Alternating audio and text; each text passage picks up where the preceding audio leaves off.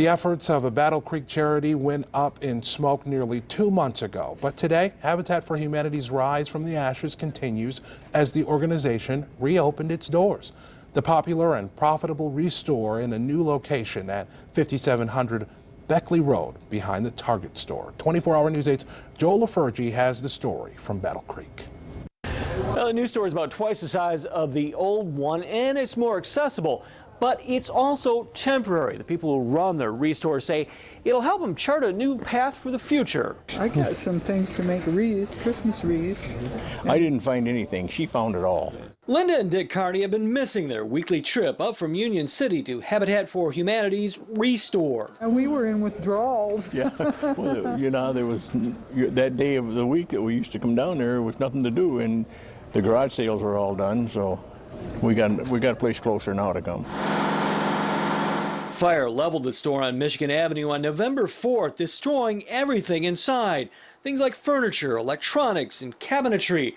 Discarded things people like the Carneys still find a use for. I like the idea of it being reused. The money raised through sales at the Restore helps cover Habitat's overhead costs, so cash donations go to their main mission. It funds our employees and our insurance and our vehicles and our building and things like that, which allows us to use all of the contributions that we get from people for houses. So after dusting off the soot from the fire, Habitat officials got to work finding a way to reopen. Donated items poured in. Spartan Stores gave them a deal on this former retail store at the back of a Beckley Road strip mall.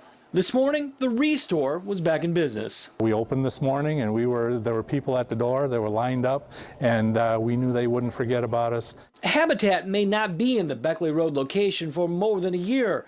Conrad says while the fire was devastating, it's also given the organization a chance to regroup and figure out the kind of building and location they'll need in the future. We've worked very hard over the last few weeks to get past that and also to get us back on track so that we can be self-sustaining again. And I think this is just the end of that, the light at the end of that tunnel. We have information on store hours and location on our website at woodtv.com.